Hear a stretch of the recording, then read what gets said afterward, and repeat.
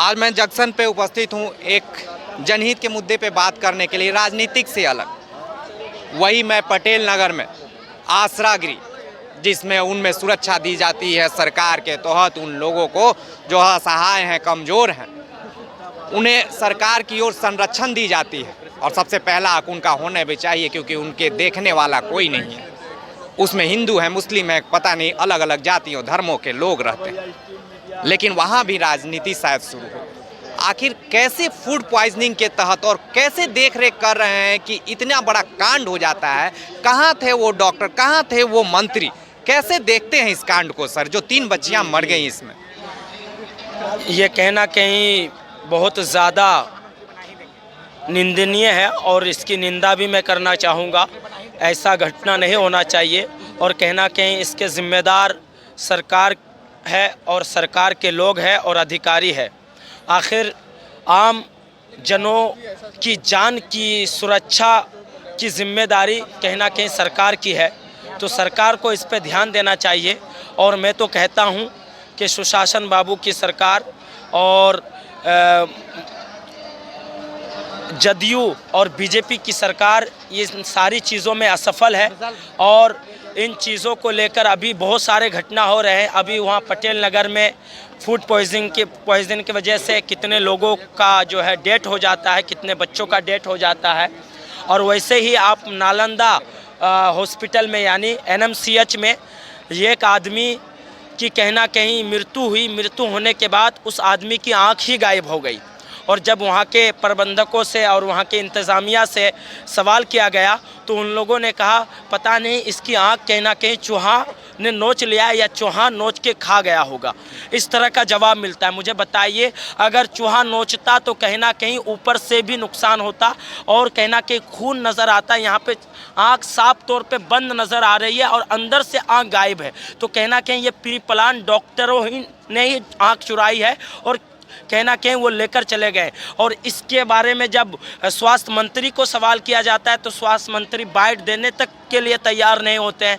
तो बताइए मुझे, ये क्या चल रहा है पूरे बिहार में? कहीं पे फूड में जहर पाने की वजह से लोगों का मृत्यु हो रहा है, तो कहीं पे मृत्यु होने के बाद लाश सेफ नहीं है। यहाँ बिहार में भाई अब जिंदा तो जिंदा, मुर्दा भी सेफ नहीं है। किसी दिन बाद पता चलेगा भाई कब्र खोद कर जो है लोग जो है कहना के मुर्दा को लेकर चले गए और जली हुई अस्थियों को भी गायब कर दिए। इस तरह का मामला हो जाएगा तो फिर हमारा बिहार सेफ कहाँ रहेगा? तो कहना कहीं बीजेपी और जदयू की सरकार में हमारा बिहार सेफ नहीं है। जिंदा तो जिंदा, मुर्दा भी सेफ नहीं है, जबकि होना ये चाहिए कि जिंदा से ज़्यादा मुर्दों के लाश का कहना कहीं सुरक्षा होना चाहिए। चलिए सर, हम जानना चाहते हैं आश्रय गृह में बस सीधा सा सवाल है, जो वहाँ सुरक्षा देना था, जहाँ कमज़ोर रखते हैं आम नागरिक की बात करें तो वो तो सुरक्षा अलग है, वहाँ तो कोई देखने वाला नहीं। सरकार की एक जिम्मेदारियाँ थी, उस जिम्मेदारियाँ में जब मंत्री ये कहते हैं कि उनकी हैसियत से पट नहीं रही है, हो नहीं रही है, फूड पॉइजनिंग से मर जाते हैं, डॉक्टर देखने जाए, कैसे देखते हैं इस कांड को? जब समाज कल्याण का मंत्री का बात अपर मुख्य सचिव नहीं सुनता है तो समझ सकते हैं बिहार में कितना अफसरशाही है। और ये पहली बार घटना थोड़ी हुआ है भाई, मुजफ्फरपुर बालिका गृह शेल्टर होम का कोई भूल थोड़ी किया है। जब अनाथ बच्चियों को रहने का एक जगह दिया गया, वहीं पर रेप हो रहा है और रेप करने वाला कौन है? बिहार सरकार की मंत्री मंजू देवी का पति आज कहाँ है? सब स्पष्ट है कि सरकार के संरक्षण में होता है, बिना सरकार के संरक्षण में नहीं हो सकता है। भाजपा और जदयू की सरकार है, ये लोग केवल अपराध का अड्डा बन चुका है ये लोग। अरे भाई, जो बाहर का आदमी तो वहाँ नहीं जाएगा, जो आश्रय बना हुआ है बाहर का, वहाँ कोई ना कोई वहाँ का अधिकारी करेगा, वहाँ का जो प्रबंधक है वो करेगा। तो सरासर प्रबंधक और सरकार के मिली भगत है, एक दूसरे उसका लेता लेकर एक धंधा चल रहा है। धंधा को बचाने के लिए सरकार बचा हुआ है। इस आश्रय गृह में सर हम राजनीति से अलग सिर्फ एक बात हम कहना चाहते हैं, इस आश्रय गृह में जिम्मेदारियां थी सरकार की, बखूबी थी। कहाँ है वो विपक्ष? आज तक घेर लेना चाहिए था विधानसभा को, रोड पे उतर जाना चाहिए था। सरकार तो दोषी है, चाहे जहाँ भी करो, वो कहीं अलग नहीं, उसे डिनाई नहीं किया। विपक्ष की भूमिका कहाँ रह जाती है? और क्या राजनीतिक मुद्दे पे सिर्फ विधानसभा घेरा जाएगा? कौन देखेगा इस असहाय को सर? नहीं देखिए, अगर आप विपक्ष की बात करें तो हमारी बहन है प्रिया यादव, प्रिया राज नाम है उनका, छात्र लोजपा में थी, पप्पू जी की पार्टी में थी। जब शेल्टर होम कांड हुआ तो पूरे पटना का मर्द समाज का लोग देख रहा था एक महिला होकर गई और ब्रजेश ठाकुर के मुंह पर कालिक पोती। पटना के इतिहास में पटना के डगमगला चौराहा पर पूरा पटना तहलका मच गया था। वो छात्र नेत्री थी भैया, हमारी पार्टी में है, ऐसा कोई बाहर नहीं है, विपक्ष में ही है प्रिया जी। अभी देखिए वो कांड हुआ, हमारे पूरा कांग्रेस का लोग बड़ा रेडिकल बोल ही रहा है भाई। क्या अगर सरकार सुने तो बोलेगा भी तो। और आने जो विधानसभा सत्र शुरू होगा शीतकालीन सत्र, उसमें इसका आवाज़ उठाया जाएगा, आज उठाएगी सरकार के खिलाफ विपक्ष। लेकिन विपक्ष जो करना है वो विपक्ष भी वो कर नहीं रहा है। सबको प्रियाराज बनना होगा, सबको कालिक पोतना होगा, कालिक पोतना ही पड़ेगा भाई। देखिए सर, हम लोग जो बात कर रहे हैं ये आश्रय गृह का बात कर रहे हैं। पटेल नगर में जो कांड हुआ, 3 लोग मारे, अभी 13 भर्ती है वहाँ पे। तो ये राजनीति तो सब कोई करते हैं, उनको देखने वाला भी कोई नहीं है, जबकि सरकार की सबसे बड़ी जिम्मेदारी उनके पीछे होना चाहिए। कैसे देख रहे हैं इस कांड? सर सरकार जो है आजकल अपनी रोटी सेक रही है, जिम्मेदारियों से पीछे हट चुके हैं। विपक्ष अगर जो कुछ बोले तो उसके पीछे सीबीआई है, ईडी है, तो विपक्ष बोलेगा कहाँ? विपक्ष को बोलने का मौका नहीं मिल रहा है। सबसे बड़ी चीज़ है कि सरकार कर रहेगी विपक्ष, चाहे परिस्थितियाँ कोई बोलना तो ये परिस्थिति बोलेगा, विपक्ष तो बोलेगा, लेकिन विपक्ष को बोलने का मौका दीजिएगा आप तब ना। कहीं पे बोलने का मौका नहीं दिया जा रहा है। विपक्ष को निकालना पड़ेगा सर, क्योंकि ये राजनीति से अलग किसी की जिंदगी की बात अब हो रही है। जिंदगी तो है सर सबके लिए, और सर कोई भी मरा, कोई किसी की भी हत्या हुई हो, किसी को नहीं, ये तो असहाय थे सर, हम तो सिंपल ही, और तो उनको देखने वाला कोई, सरकार भरोसे है। वो हमारी फैमिली की तरह है सर। सबसे बड़ी चीज है यहाँ पे हिंदू मुस्लिम जो भी है, जाति पाति लोग अलग अलग सब है सर में बटे हुए हैं, ठीक है। वहाँ पे तो सब है, हिंदू मुस्लिम हर जाति। महर्षि चाणक्य का कहना था कि अगर जो राष्ट्र को बचाना है तो सब एक होकर के चलना पड़ेगा, ठीक है। तो लेकिन आज क्या है, एकता सब खत्म है। लोग बोल देते हैं मुस्लिम है तो बोल देते हैं अदर कास्ट है।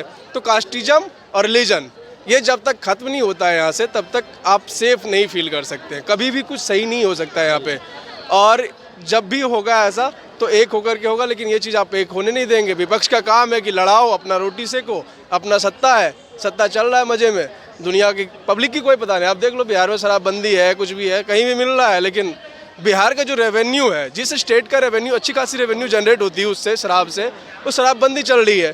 तो शराबबंदी चल रही है हर जगह, आप मान लो मिल तो रहा है अवेलेबल, हम आप भी जान रहे हैं, ये भी जान रहे हैं, ये भी जान रहे हैं, अवेलेबल है।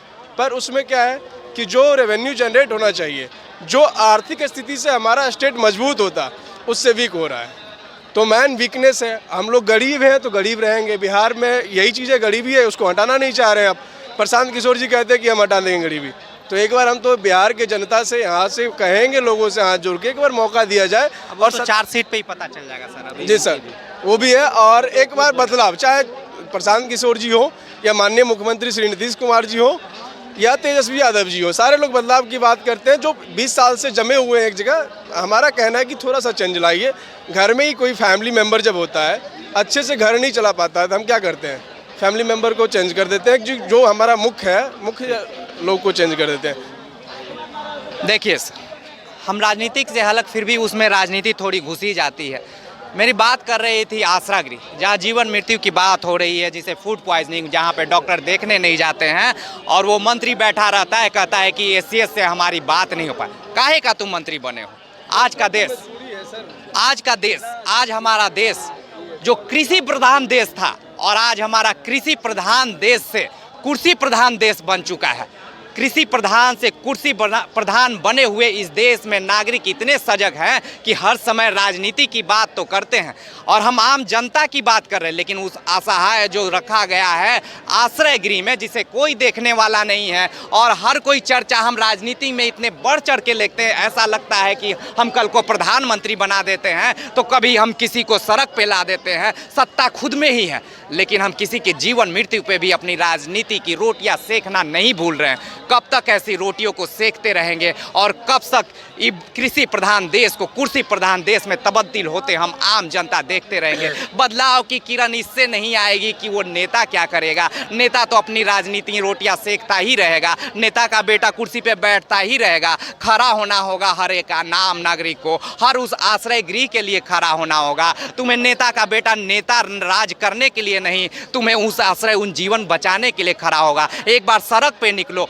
घर से निकलो, क्योंकि आज तुम घर पे नहीं निकलोगे तो तुम अपने कार्यों से भटक रहे हो। जीवन मृत्यु के सैया पे लेटे हुए लोगों के लिए तुम सड़क पे नहीं उतर सकते। किस बात की तुम राजनीति करते हो? सिर्फ 2 रोटियां खाने के लिए? किस बात की तुम जीवन लेके आए हो? किसी उन जीवन को सजग बनाने के लिए, समृद्धि बनाने के लिए, किसी के चेतनाओं को जगाने के लिए तुम्हें लड़ना होगा। तुम्हें अपने आप के लिए लड़ना होगा, तुम्हें हर कमजोर के लिए लड़ना होगा। किसी नेता के भरोसे मत बैठो, कुछ बदलाव के लिए उतरो, लेकिन सड़क को गुलजार कर दो। जब सड़क गुलजार होंगी तो नेता भी डर जाएंगे और कुछ बदलाव होगी, अपने में बदलाव होगी तो हमारा बिहार बदल जाएगा। बिहार बदलेगा तो देश बदलेगा। इन बातों के साथ मैं राकेश रॉय, धन्यवाद।